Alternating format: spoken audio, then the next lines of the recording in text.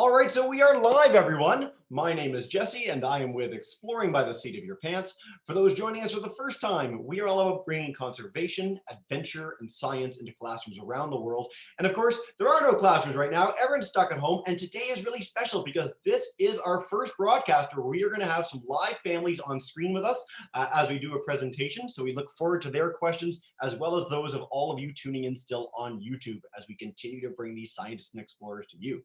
So today continues our epic SciComm Storytime series. So every day at 2 p.m. Eastern or 11 a.m. Pacific, we have been featuring some all-stars of science communication, and today is no different. We are joined live in Chicago by Kennen Hutchison, and he is a researcher in Chicago who studies how viruses get in our brains and how our bodies try and fight them off, which is a really cool and unique topic that we have literally never had here at Exploring by the Seat of Your Pants before. He also broadcasts and shares his passion and enthusiasm on a huge variety of scientific topics with his program Science with Kennen. So I'm excited. I hope you guys are as pumped as I am. And when we finish with his presentation, I'll introduce all our families joining us today as well. So without further ado, thank you so much for joining us today, Kennen, and take us away.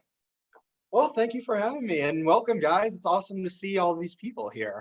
Hopefully, you guys get to learn a little bit about some viruses. So I'm going to go ahead and share my screen with you. I made a little slide for you guys. And we're going to talk today about viruses that get into our brains. So hopefully I can share two stories with you, a little bit about the research that I get to do as a scientist studying these viruses. And then I want to share a little bit about how I ended up getting into science and doing some of the science communication that I get to do now.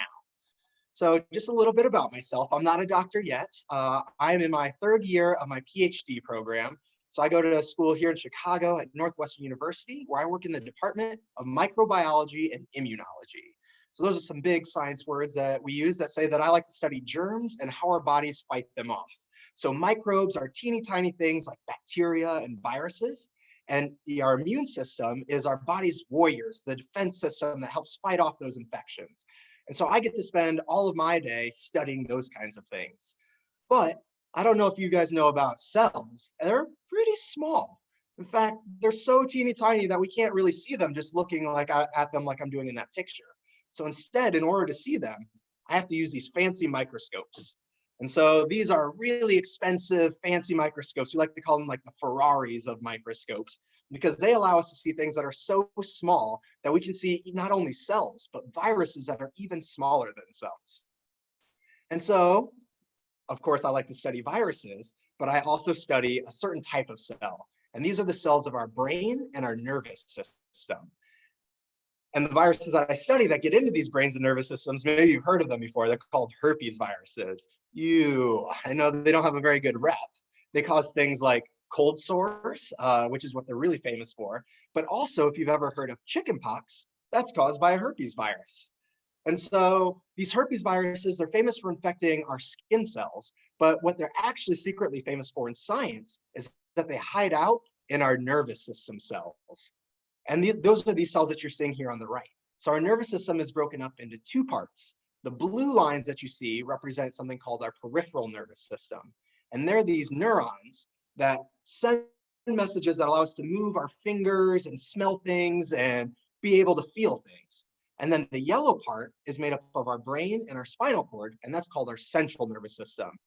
And those neurons are the boss. They're the ones that help us think. And when your brain says, hey, let's move a finger, can you guys all move your fingers like this? Yeah, so when you're moving your finger like that, that's your central nervous system sending a message from the yellow part out to the blue part. And these viruses, they like to hide out in those blue neurons of our peripheral nervous system. And so they do it kind of like this.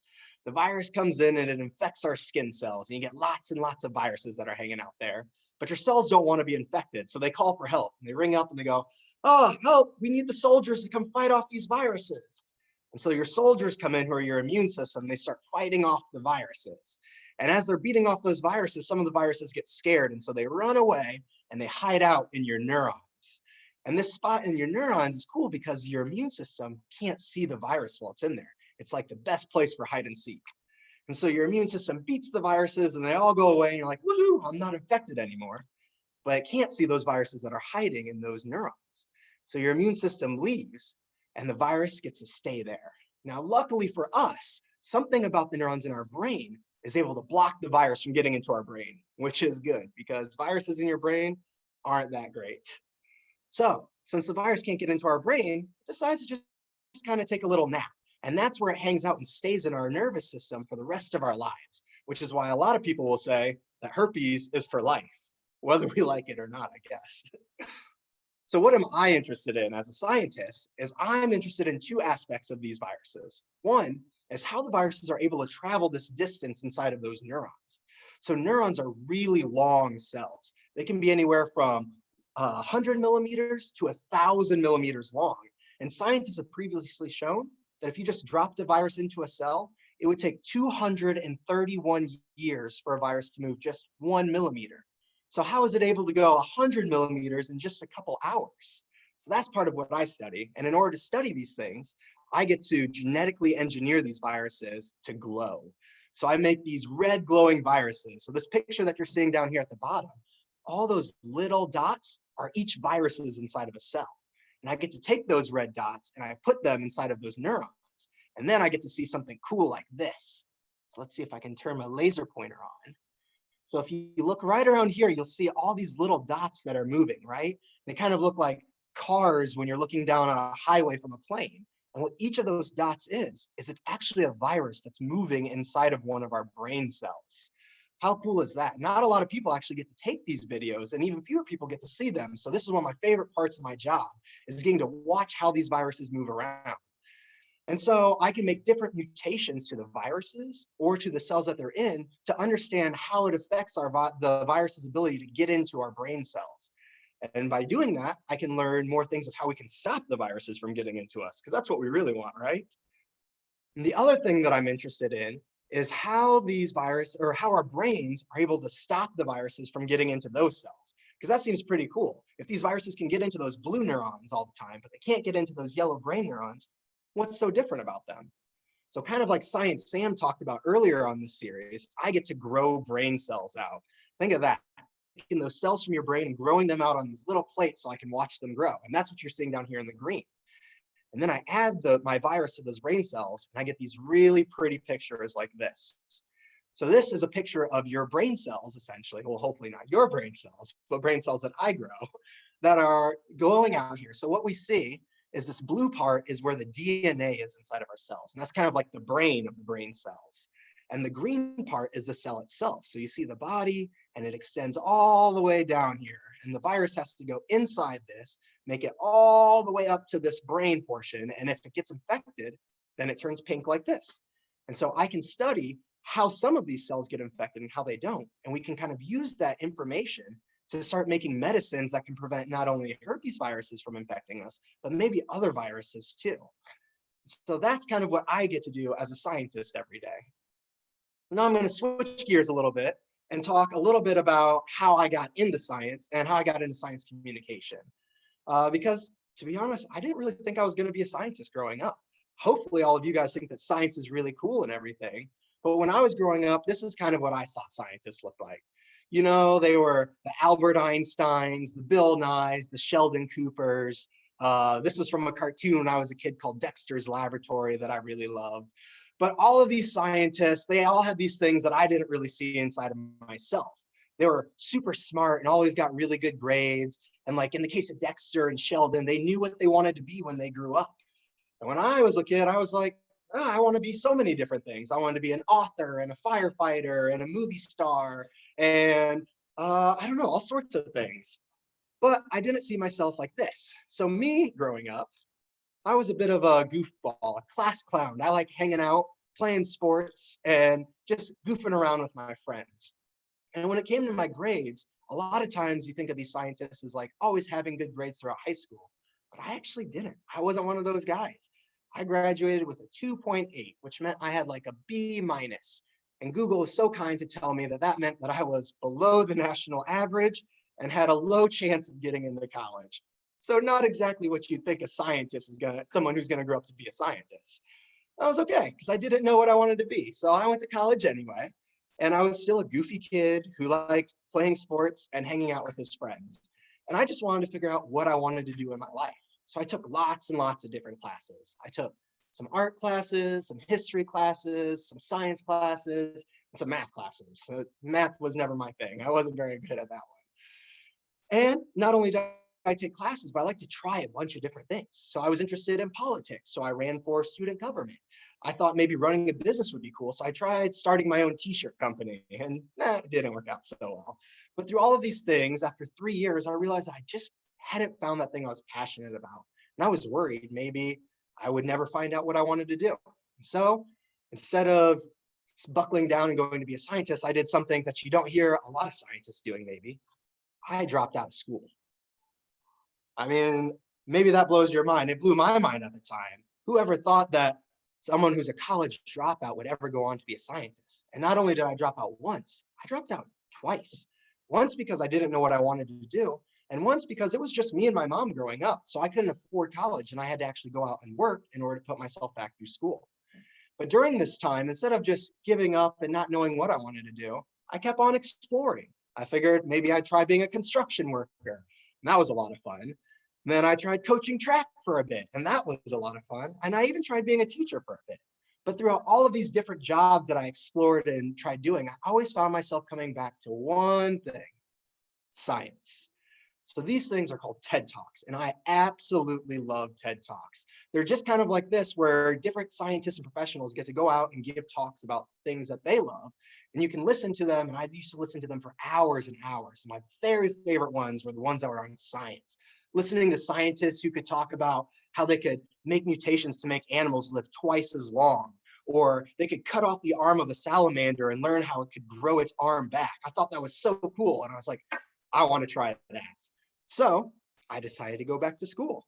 And when I went back to school, I started studying science. And the very first class I took was a microbiology class. So I got to learn about these germs. And instantly I was in love.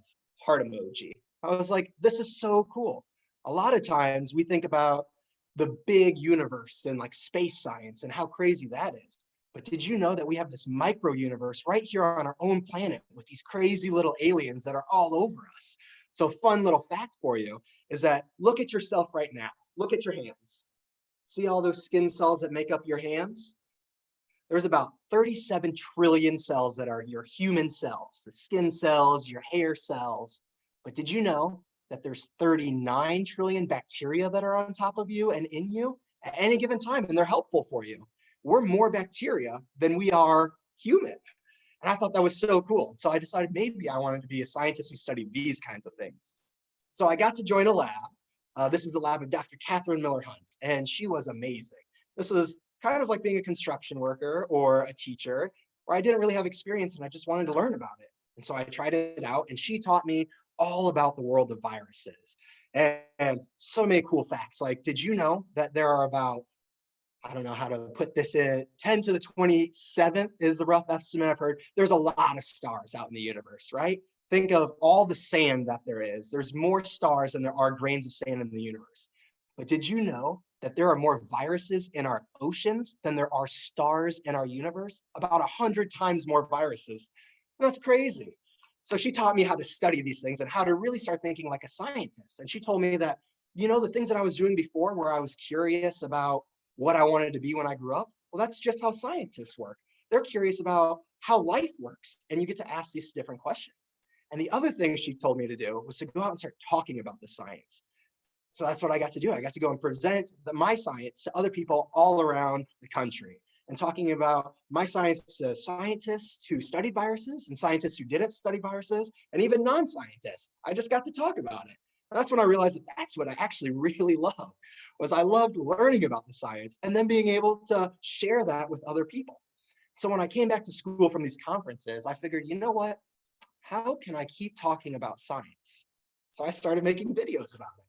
This is the very first video that I ever made, and it wasn't anything super sciencey. It was about a game that I used to play while waiting for my cells to grow in the lab. I called this game Rolly Chair because I'm really good at naming games, and the game was about rolling your chair somewhere. And so people started to actually start watching this, and they're like, oh, it's really cool to see what an actual research lab looks like. And they'd ask questions like, what kind of cells are those? Because at the time I was studying bug cells and viruses that were spread by mosquitoes. And so I started really liking being able to share my science and my world with other people. So I started making more and more videos. And eventually, I didn't want to just talk about my science and viruses, but all the science that's out there. Because you don't just have to like viruses, there's so many cool things, whether it's how trees get their water from their roots all the way up to the tippy top of their leaves, or where dinosaurs came from. There's so many cool things. And so I started this little show on Snapchat just to share with my family and friends called Science with Kennen, another example of my great naming abilities. And we talked about all sorts of things. So this is our very first episode, which was over the science of why we procrastinate or wait to do things until the very last minute, because I do that all the time. And then we've made other episodes that were like how to build a rocket in your backyard, or why do our noses run when it's cold out? And people really started liking these, and I was really enjoying making the movies. So I made more and more and more. And eventually, people started asking me to make movies for them. And so this was the first time that I actually got somebody came and asked me to make a video for them.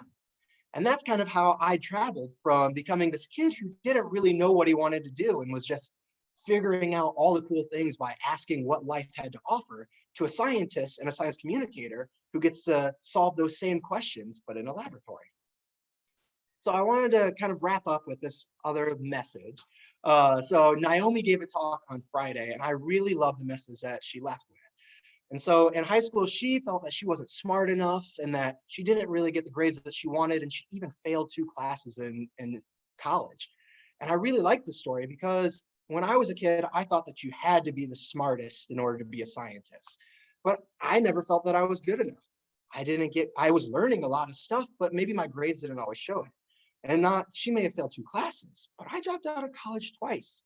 But the cool thing about it is that as long as you're still curious and you're still trying to learn and keep moving forward in life, it doesn't matter what happens, because guess what? Naomi and myself and Sam and Raven and all the other scientists who have been on here, we're all still scientists. It doesn't really matter what you're interested in or where you come from. The cool thing about science is that it's there for all of us to learn.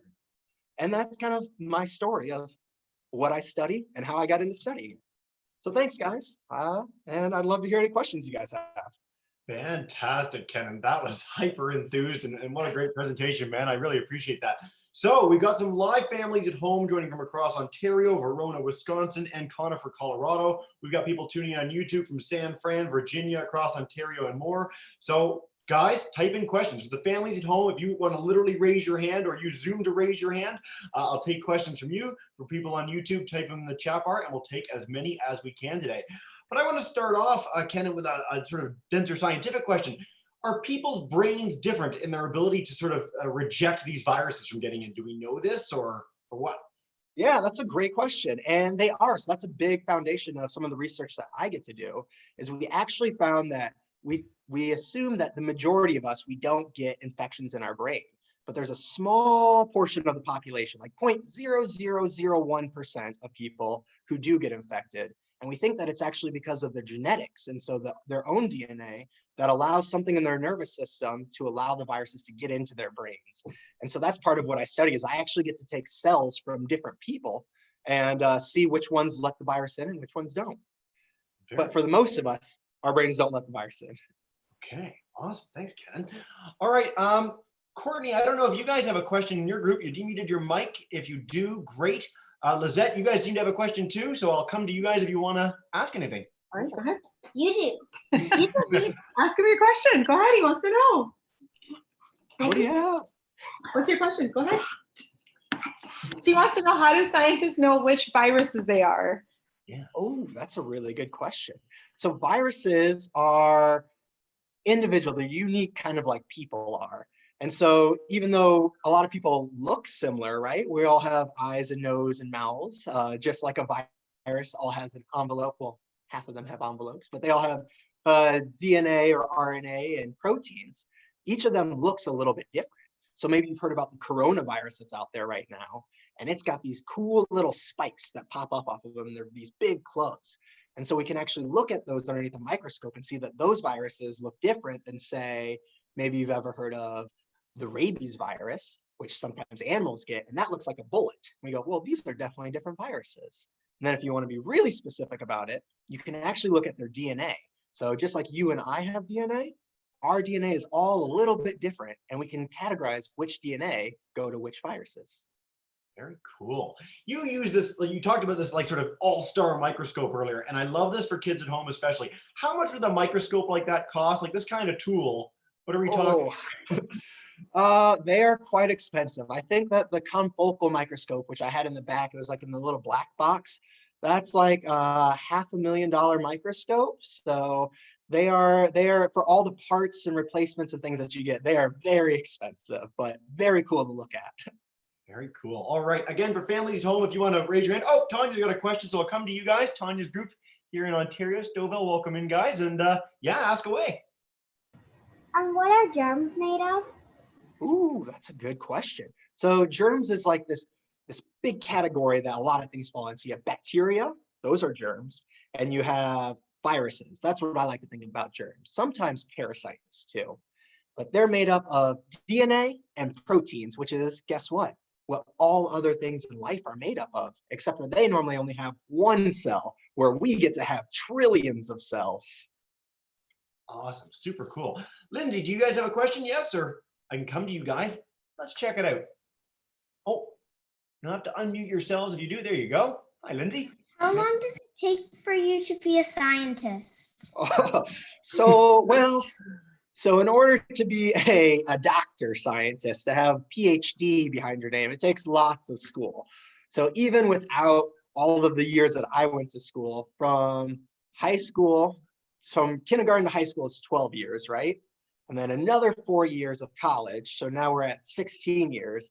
And then it takes about another 4 to 6 years after that. So anywhere from 20 to 22 years to become a doctor. But to be a scientist, anybody can be a scientist. Science is all about asking questions and going out and figuring it out. So you could be a scientist even right now. Fantastic, Kennen. And I want to stress too, for kids that might be like 6 and 7, that seems like a lot of schooling, but these are such cool jobs. You get to do something that you're truly passionate. You get to be as excited as Kennen is, which not many of us get the chance to be in life. So that's what makes it really, really worthwhile. So I want to make sure we get that message in. Courtney, if you want to put up your hand, if you want a question there, I'll come to you. But right now, I'm going to take one from Emily Calandrelli on YouTube. So she's tuning in, Kennen, for your program. Oh my gosh, so flattered. And she's my rock star. There you go. And she feels the same way about you, if the YouTube comments any indication. So she wants to know, what types of videos do you want to work on next, and for what audience, kids or adults? Oh, that's such a good question. I just love talking about science to whoever's curious about it. I love talking to kids because I find that kids always are curious about everything. It takes a little bit more work to get adults to be as excited as they can be. But the most recent one that I'm working on is, with all of us locked away in our houses, is the science of why we get tired when we're bored.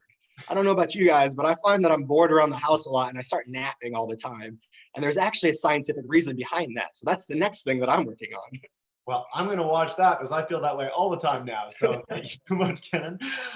Courtney, let me come to you and see if you have any questions. I don't know. You'll have to unmute your mic, or your parents will have to unmute your mic in that class, in the home. Do you guys have any questions there? Yes or no? No, not right now. That's okay. We can come back. Lizette, let me come back to you if you have another question, or your daughter does. Hey, guys, just, yeah. How do scientists know what? How do scientists know if it's a good germ or a bad germ? Good. Ooh, man, you guys have so many great questions today. Kids are awesome. Right? That's a really tough question to answer. So all germs are, well, all viruses are kind of bad, because viruses have to infect a cell. But it depends upon what cells they're infecting is whether or not they're good or bad for us.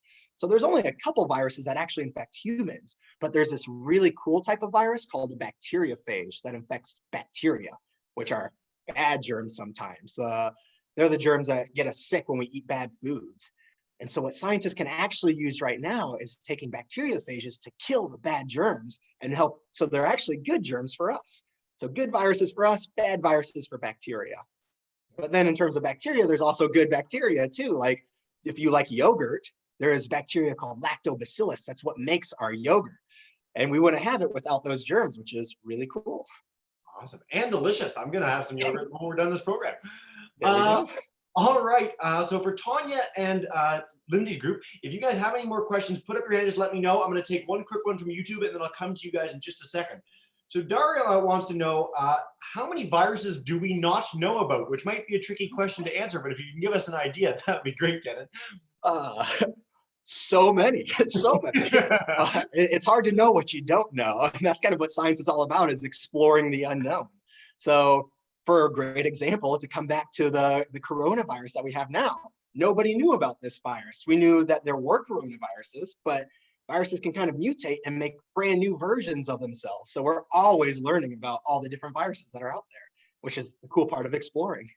Well, and you mentioned that there are more viruses in the ocean than there are stars in the universe, which is a wild, crazy stat to try and wrap your head around. And so, I mean, do we have a sense of how many species there might be, or could it just be, I mean, near infinite of different kinds of viruses as well? Yeah, so in the ocean, a lot of those viruses are going to be viruses. So they're not all different viruses. We're talking about individual viruses, first of all. So like maybe saying like, there's only one type of human, but there are almost 7 billion humans, right? And so in the ocean, a lot of those viruses are viruses that infect bacteria and like plankton in the ocean. And so there may be only a handful of them, maybe let's say 50 different types of viruses that are there. But one virus infecting one cell can go from one virus to 1,000 viruses. And so 50 times 50 cells is all of a sudden a ton of viruses. And that's how we have so many. Awesome. All right. Let me go to Lindsay's group, and then I'll come to Tanya's next. Just demute your own mic, guys, and we'll be good for a question. Hi. Nolly goes first. No, you have to ask it. How do germs get in your body? How do germs get in your body? Yeah, that's a good question too. That's something that scientists are studying right now, right? So there's lots of different ways for them to get in. They can get in through us breathing them in, and that's how they get into our lungs. So just through your nose. They can get in, like the rabies virus has to get in through a cut or a bite. So through scratches in our skin. Some of them, like the ones that I used to study when I was a kid, get into your body from mosquitoes. So when mosquitoes come and suck your blood, they also give you a nice little present and give you some viruses that way. So there's lots of ways for them to get in. But once they're in, not all viruses can infect us. Did you know that? So in order for them to infect us, we have to have a special sort of lock and key. Think of like a door, and you have to have a key that fits into it. And so only certain viruses that have a key to get into the cells of our body can actually infect us. And the rest of them can be all over us, but they don't do anything. Very cool. All right. Let's go back to Tanya's group. If you guys have another question, you're unmuted. Go for it. Why do viruses attack people? Oh, that's a really good question too. So viruses aren't attacking us because they're mean. They don't really think like that. The real reason that viruses want to get into people is just like any other animal, is that the whole goal of what animals want to do is they want to have babies and get more and more animals, right? That's kind of what viruses do too. They want to get into a cell so that they can use that cell to make more viruses and keep spreading around. And that's why they get into us. Yeah, very cool. All right, guys, before we wrap up here in a few minutes, again, and I want to ask, you mentioned TED Talks as a resource that really inspired you. If I'm at home and I want to learn more about viruses, want to learn more about science in general, where would you recommend people go? Oh, you know, the internet is a beautiful thing because you can just Google it and there's so many amazing things out there. Actually, a lot of places that I start when I want to learn is you can just type in viruses for kids. And there's a lot of schools that actually have cool educational resources like Penn State or University of Pennsylvania, University of Wisconsin kind of have these resources for kids. And then if you want a more higher level, the American Microbe Society of ACMS, oh boy, now I can't remember it. I'll have to send it to you, but the American Microbial Society, they put out a lot of cool resources. And of course, YouTube has a bunch of people that talk about all sorts of viruses that you can learn from. Very cool. Well, Ken, thank you so much for this awesome presentation. For everyone at home, if you guys could demute your microphones, we'd love to say a huge thank you to Kennen for joining us today. So Courtney, Lindsay, Lizette, and Tanya, if you guys could demute your mics and say a big thanks to Kennen, go for it. Okay, say thank you. Thanks for letting me hang out with you guys today. Thank you. Thank you, guys. We so appreciate you coming here today. And again, this is our first time having live people and families at home. So thanks so much to all of you for joining us today. We really appreciate it. Kennen, that was fantastic, man. Thanks for joining. Thank you for having me. This has been so much fun. Awesome. For everyone at home on YouTube, do continue to check out our SciComm Storytime series as well. Every day, 2 p.m. Eastern, 11 a.m. Pacific. Rock stars in science communication. Many more coming up in the weeks to come. For all our families, thanks for joining us and have a wonderful rest of your day. Bye for now, everyone.